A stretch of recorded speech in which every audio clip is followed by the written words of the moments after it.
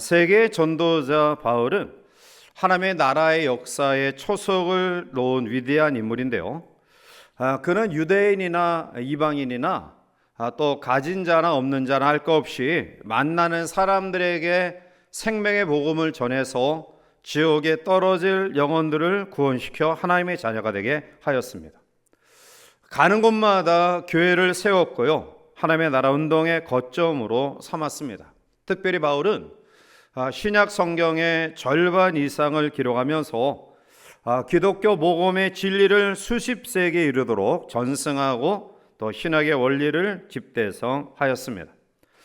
오늘 데살로니가 이 교회는 2차 전도 여행 때에 에게를 건너서 마게도냐 지역을 석권하며 이곳에 복음을 전하게 되었는데요. 사실 새 일에, 즉 3주간의 짧은 기간 속에서 하나님의 말씀을 가르치는 것으로 그의 사역의 활동을 마쳤지만, 놀라웠게도 이곳에는 예수님을 복음을 통해 영접한 신실한 신앙인들이 많이 데살로니가 교회에 세워졌습니다. 이 데살로니가는 로마 시대 마게도냐 주의 수도이자 전략적 요충지인 항구 도시로서 주전 4세기에 알렉산더 대왕의 장군이었던 카산더가 세운 도시였는데요. 알렉산더 대왕의 이복 자매이자 자신의 아내인 데살로니카의 이름으로 이 도시를 데살로니카라고 명명하였습니다. 바울의 선교팀은 빌립보에서 놀라운 업적을 남기고 데살로니까지 이르러서 하나님의 복음을 전합니다. 그런데 얼마 후에 이 사도 바울의 놀라운 기적의 역사들을 통해 점점 예수 믿는 사람들이 많아지자 유대인들이 폭동을 일으키고요, 이 바울과 실라를 도왔던 야손이라는 사람을 천하를 어지럽히는 자를 들였다라고 고발하죠. 그러나 야손과 그의 동역자들은 보석금을 내고 석방되었고요, 그날 밤 야함을 타서 바울 일행은 다음 행선지인 베레아로 갑니다. 그런데 베레아에서 복음을 전하는 바울 일행을 유대인들이 여기까지 쫓아와서 또 고통을 주자 아덴으로 내려가고요, 사실 아덴에서는 바울이 거쳐간 지역 가운데 유일하게 교회를 세우지 못했던 그의 선교 사역에 열매가 없었던 지역인데요, 얼마 후에 이 아단에서 지나서 고린도에 내려가게 되죠.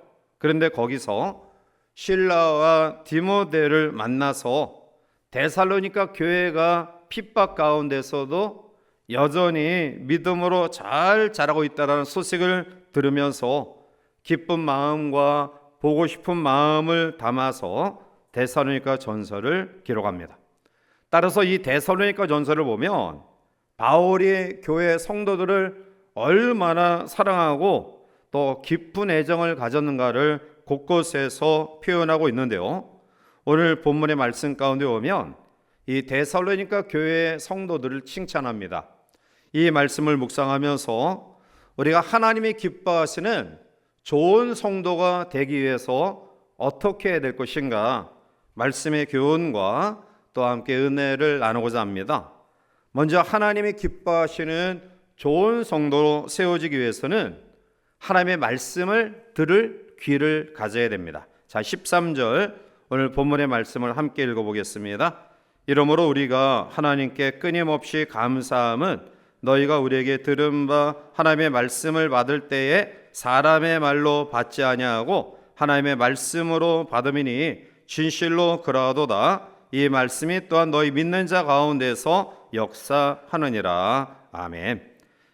하나님의 말씀으로 받았다라는 이 받았다라는 헬러 데코마이라는 말은 주관적으로 수용하는 것을 가리킵니다. 즉 신앙적 수용을 말씀하고 있는 거죠. 저들은 바울이 전한 십자가의 복음을 단순히 사람의 말로 받지 아니하고 하나님의 말씀으로 수용했다라는 것입니다. 여러분, 하나님의 말씀이 언제 역사할까요?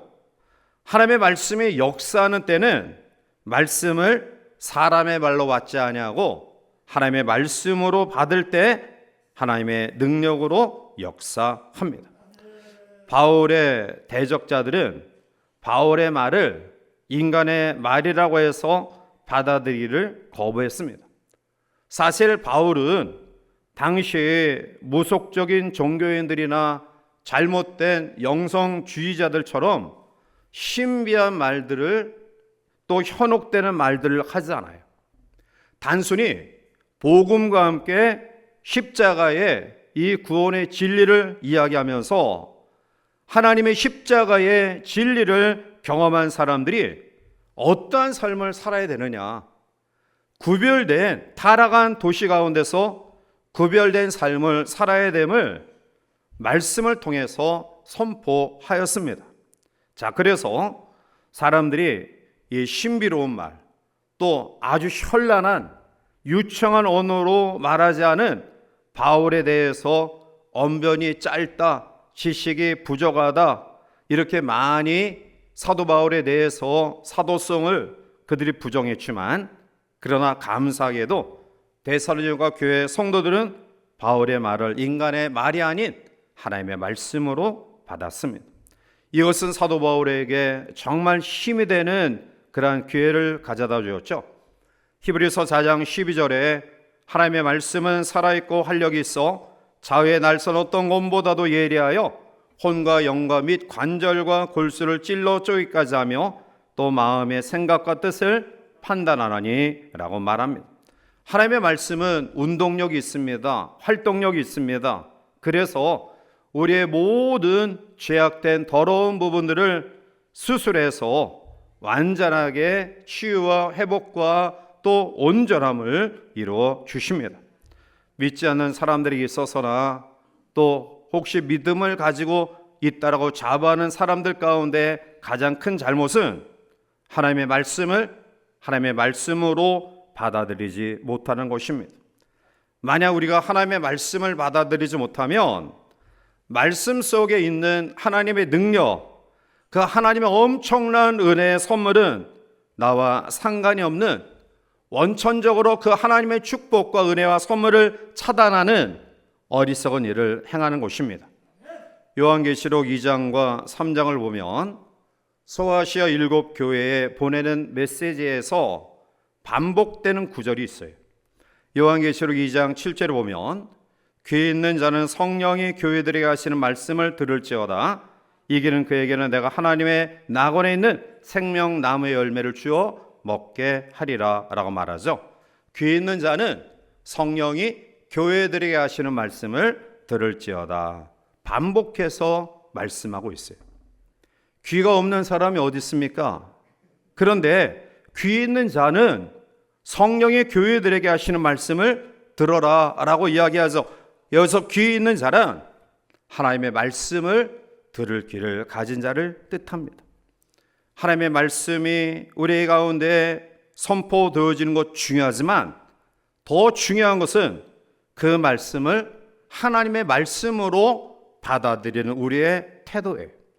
축복받는 핵심적인 요소는 말씀의 열린 길을 가지고 마음으로 말씀을 받아들이는 것입니다. 말씀은 능력입니다. 천지를 말씀으로 창조하셨고요. 그리고 말씀 속에서 하나님과 우리 사이의 교량 역할을 해주십니다. 하나님의 말씀을 통해서 하나님의 놀라운 축복이 우리에게 주어집니다. 말씀은 능력입니다. 그런데 이 말씀을 받을 만한 들을 귀가 없다고 한다면 하나님의 능력은 나와 상관이 없는 것이고요. 성경에 나타난 하나님의 초자연적인 기적의 역사와 위로와 능력과 축복은 나와 상관이 없는 것으로 지날 수밖에 없는 겁니다. 목사는 목으로 사는 길을 제시하는 사람이라는 유머가 있어요. 목사의 목에서 나오는 말씀을 열린 마음으로 잘 받아들이면 사는 길이 열린다라는 뜻입니다. 말씀을 받아들이고 말씀을 지키는 데 은혜와 축복이 결정되어집니다.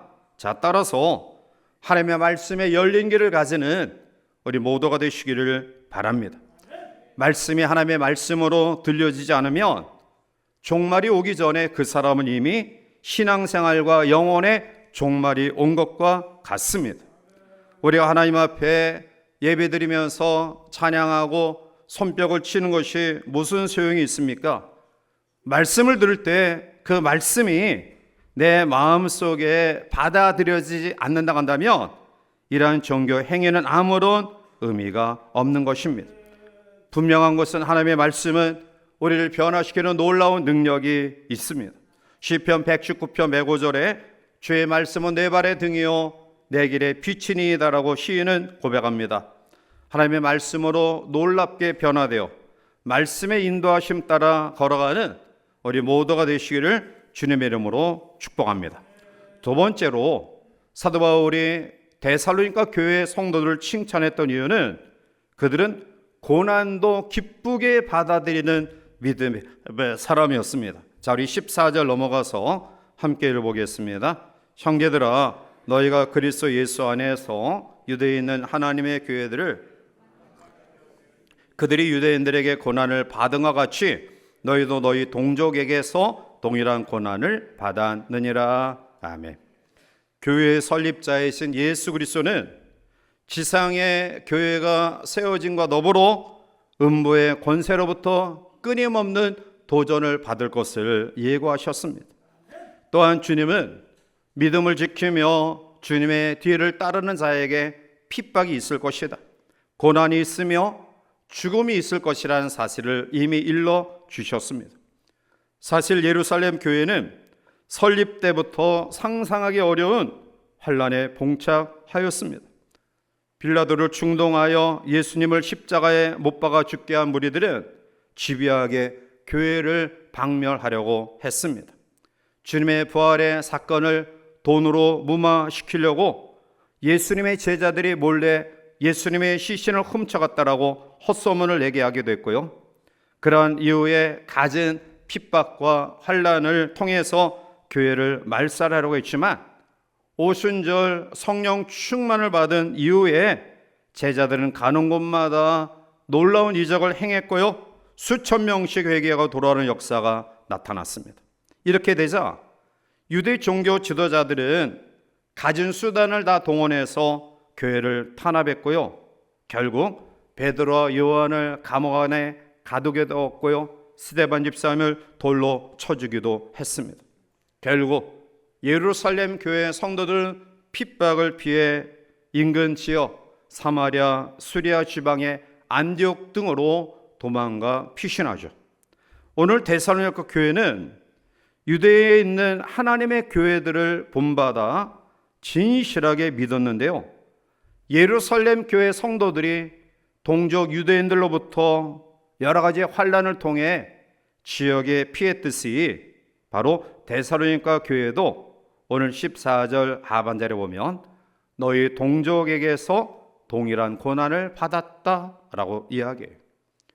예루살렘 교회에 핍박이 임하자 인근 지역으로 흩어져 세워진 교회 가운데 대표적인 교회가 안디옥 교회예요. 안디옥 교회는 핍박받은 유대에 있는 교인들이 피난와서 세운 교회였고요, 그리고 그 지역의 많은 교회들이 바로 핍박을 피해서 와서 교회를 세웠던 것입니다. 자, 그런데 오늘 데살로니가 교회도 유대인들에게 그들이 고난을 받은 것 같이 너희도 동족 유대인들에게 고난을 받은 것을 내가 잘 알고 있다. 안타까운 마음으로 데살로니가 교회 성도들을 위로해요. 그럼에도 불구하고 고난을 받았던 데살로니가 교회가 흐트러트름이 없이 믿음에 세워지는 소식을 들으면서 바울은 감동을 한 거예요. 오늘 우리가 하나님의 복음대로 살아가고자 했을 때 어려움이 옵니다. 하나님의 뜻을 이뤄가고자 했을 때 사람들과 환경이 우리의 모든 비전과 꿈과 신앙과 하나님의 뜻을 이루고자 하는 이러한 것들을 뒷받침하지 아니할 때가 너무나 많아요. 그것 때문에 상처가 되기도 하고요, 그것 때문에 마음에 큰 아픔이 되기도 합니다. 그래서 심지어는 우리의 믿음의 삶을 포기하고픈 유혹이 우리 가운데 들 때가 있습니다. 그러나 그러한 가운데서도 끊임없이 인내하며 나갈 때 반드시 하나님의 뜻은 우리를 통해 이루어질 줄 믿습니다. 모세는 애굽의 왕자로 있다가 40세에 동족 민족의 해방을 꿈꾸는 그런 마음을 가지고 동족 유대인을 괴롭히는 애굽 사람을 죽입니다. 이때 동족들이 열렬히 환영할 줄 알았지만 오히려 동족들의 배신을 통해 그는 왕궁에서 광야로 도망치는 안타까운 삶을 살게 됩니다. 광야에 피신해서 아니 내가 이럴 가운데 있다니 참 안타깝고 탄식하며 절망스러웠을 거예요. 좋은 일 하고자 하는 마음, 동족을 위하는 마음을 가졌던 그에게 오히려 이러한 고난이 왔을 때 아마 쉽게 그 삶을 그는 포기했을 거예요. 그런데 이러한 그의 아름다운 꿈을 해봐가는데 무려 광야에서 40년의 세월이 걸려요. 80세에 하나님은 모세를 부르시고요, 그를 출애굽에 대해 역사를 이루는 위대한 지도자로 세워요. 하나님을 향한 꿈과 비전과 신앙은 고난을 반드시 수반합니다.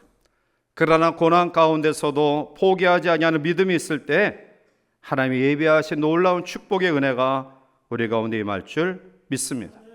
데살로니가 교회는 동족 유대인들로부터 고난을 당했지만 결코 주눅들지 않았습니다. 그들은 믿음을 차근차근 아름답게 세워갔습니다. 세 번째로 하나님이 기뻐하시는 좋은 성도는 편협된 마음을 버려야 합니다. 자, 우리 15절과 16절을 함께 읽어보겠습니다. 유대인은 주 예수와 선지자들을 죽이고 우리를 쫓아내고 하나님을 기쁘시게 하지 아니하고 모든 사람에게 대적이 되어 우리가 이방인에게 말하여 구원받게 함을 그들이 금하여 자기 죄를 항상 채움에 노하심이 끝까지 그들에게 임하였느니라. 아멘. 이 구절은 유대인들의 종교적인 편협성과 지나친 민족 선민 의식의 편협성을 이야기하고 있는 것입니다. 그들은 예수와 선지자들을 죽입니다. 믿음의 사람들을 쫓아냅니다. 모든 사람에게 대적이 됩니다. 이방인들에게 복음을 선포하는 바울 일행과 사도들에게 그것을 금하게 하는 핍박과 고난을 주죠. 하나님의 노하심이 결국 유대인들에게 임했음을 이야기하고 있습니다. 오늘 데살로니가 교회 성도들 가운데에 이러한 동족으로부터 여러 가지 비난을 받고 있을 때에 사도 바울은 그 또한 유대인들로 인해서 동일한 고난을 받고 있었어요. 뿐만 아니라 예수님도 십자가에 못 박혀 죽으시는 고난을 받았음을 이야기하고 있습니다. 그러나 우리가 두려워할 이유가 없는 것은 반드시 십자가 뒤에 부활의 영광이 있으며 고난 뒤에 하나님이 예비하신 놀라운 은혜와 축복이 있기 때문에 그래요. 선교사들이 하나님의 복음을 가지고 무지한 곳에 들어가 복음을 전할 때 환영받는 사람 없었어요. 오늘 우리나라도 마찬가지예요. 얼마나 많은 순교의 피가 흘렸는지 몰라요. 자, 유대인들은 지나친 편협된 선민의식 때문에 메시아이신 예수님을 죽였고요, 바울을 배척했고요, 그리고 복음을 전하는 사람들을 끊임없이 배척했어요. 어쩌면 이 배타성 때문에 오늘 모든 인류가 유대인들에게 등을 돌리지 않았는가 이러한 생각을 해봐요.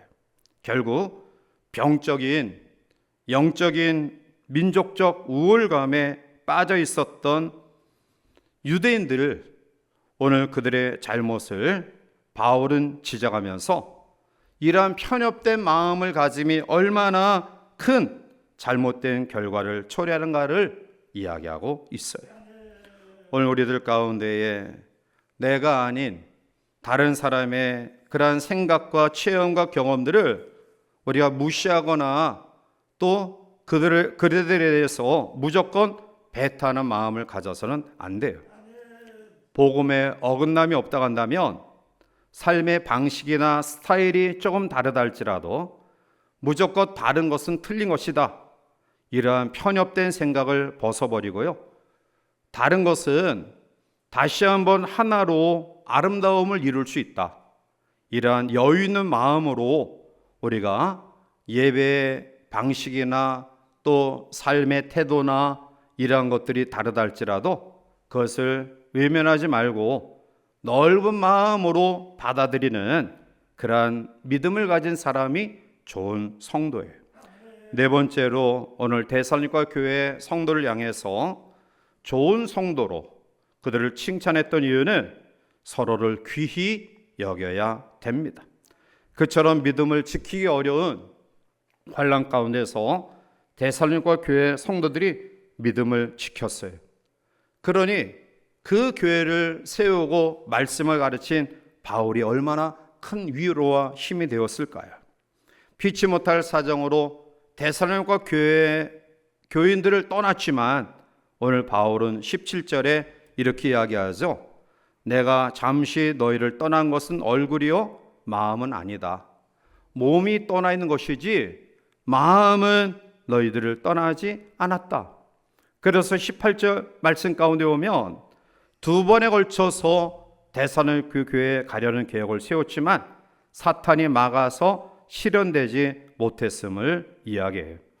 그처럼 가고 싶었던 데살로니가 교회를 가지 못한 것에 대한 이야기를 언급한 이후에 데살로니가 교인에 대한 애정을 다시 한번 표현하고 있어요.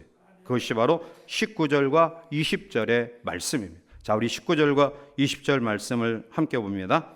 우리의 소망이나 기쁨이나 자랑의 면류관이 무엇이냐? 그가 강림하실 때 우리 주 예수 앞에 너희는 우리의 영광이요 기쁨이니라. 아멘.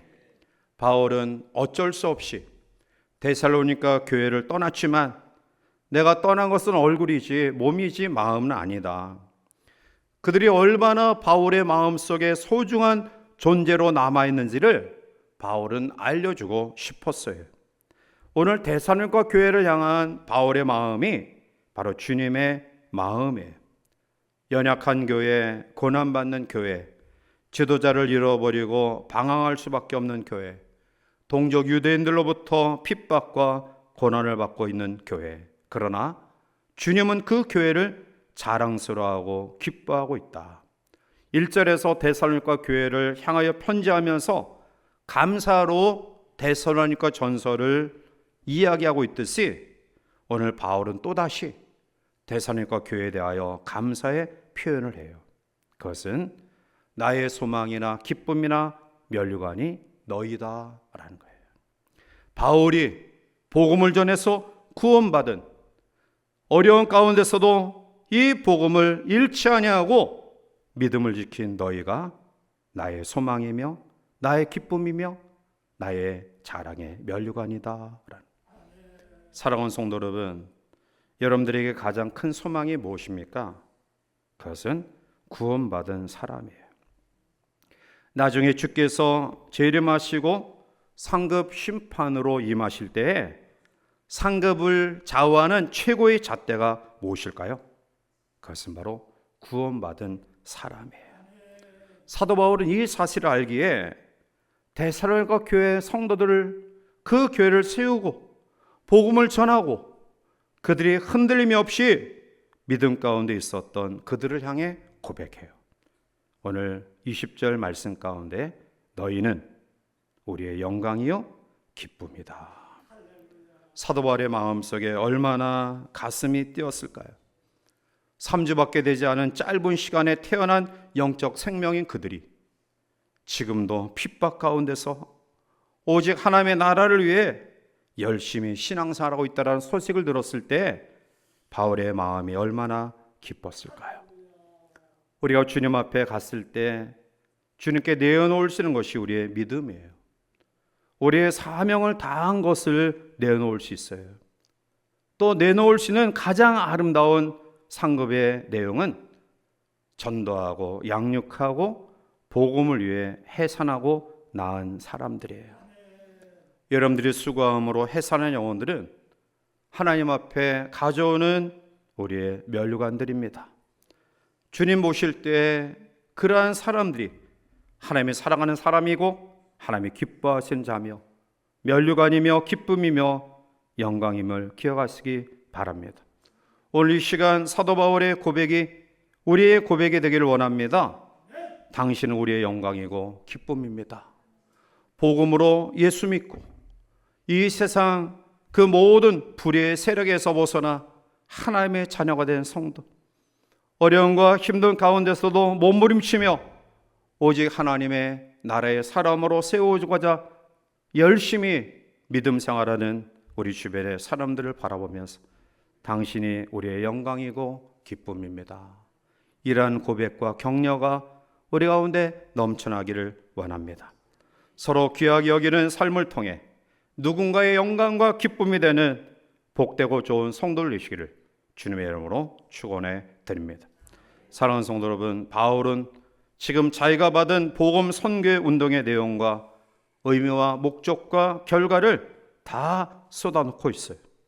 그가 전도자로서 왜 세상에 왔는가, 왜 살아가는가, 존재론적 의미를 다 쏟아놓고 있습니다. 그는 자신이 전한 복음을 통해 구원받은 사람들, 이 사람들이야말로 인생 성공한 사람들이다 라는 사실을 감사하고 있는 거예요. 바로 그들이 바울의 소망이고 기쁨이고 면류관이다. 데살로니가 교회 성도를 향하여 너희들이 나의 영광이고 기쁨이다, 이란 고백을 했던 바울의 이 아름다운 신앙의 고백이 우리 가운데 있어서 역사의 마지막 혼인잔치 자리가 베풀어지는 그 순간에 바울이 고백했던 너희들이 나의 면류관이며 나의 영광이며 나의 기쁨입니다, 이란 고백이 실제적으로 이루어지는 아름다운 승리의 고백이 되기를 원합니다. 오늘 이 밤 좋은 성도가 되기 위해서 말씀을 들을 귀가 우리 가운데 있기를 바라고요. 우리의 믿음이 세워져가는 과정 속에 어려움이 반드시 있습니다. 그 고난을 기쁨으로 승화시키길 바라고요. 편협된 마음을 벗어버리고 너그러운 마음으로 우리 주변의 사람들을 감싸안고 서로 귀히 여기는 우리 모두가 되어서 서로가 당신이 나의 면류관입니다, 당신이 나의 영광입니다, 당신이 나의 기쁨입니다, 이런 아름다운 고백의 공동체가 되어서 주께서 재림하실 때에 이런 아름다운 신앙의 승리의 고백이 우리 모두에게 넘쳐나기를 주님의 이름으로 간절히 축원해 드립니다. 기도하시겠습니다. 사랑이 많으신 하나님, 은혜를 감사합니다. 바울의 애정어린 양육으로 세워진 데살로니가 교회가 심한 어려움과 또 고통과 환난과 핍박과 지도자를 잃어버림 속에 방황할 수밖에 없었지만 그들은 여전히 하나님 앞에 믿음으로 든든히 세워져가는 하나님의 사람들로 우뚝 세워져 가고 있었습니다.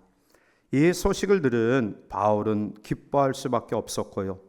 그들이 복음 때문에 어려움을 당하지만 결코 편협된 마음 갖지 않고 서로를 격려하며 위로하며 용기 주며 믿음을 세워가는 그들을 향하여 너희가 나의 면류관이다, 너희가 나의 영광이며 나의 기쁨이다 라고는 진심 어린 애정의 표현을 합니다. 오늘 우리 공동체가 이러한 모습으로 든든히 세워져가기를 원하며 서로를 향하여 당신은 나의 면류관입니다, 당신은 나의 영광입니다, 당신은 나의 기쁨입니다, 서로 귀히 여기며 믿음으로 세워가는 우리 모두가 될 수 있도록 역사하여 주시옵소서. 하나님, 이 땅과 이 민족의 혼란스러움을 제거해 주시고 성령 하나님의 하나됨의 역사가 남과 북이 동과 서가 여와 야가 가진 자와 가지지 못한 자가 가르치는 자와 가르침을 받는 자가 부모와 자녀가 하나됨의 역사를 허락해 주시고 하나님의 영광을 마지막 때 드러내는 몸된 공동체 나라 민족 될 수 있도록 도와 주시옵소서. 어려운 고통, 투병, 아픔 속에 몸부림치는 한우들이 계십니다. 주여 저들의 아픔을 주여 아시지요. 주여 외면치 마시고 통증을 제거시켜 주시며 감당할 만한 믿음 주시며 할 수만 있거든 치유의 역사를 허락해 주셔서 하나님께 허락하신 이 생명 아버지의 나라를 위해 복음을 위해 헌신하고 충성할 수 있는 회복과 치유 역사를 허락해 주시옵소서.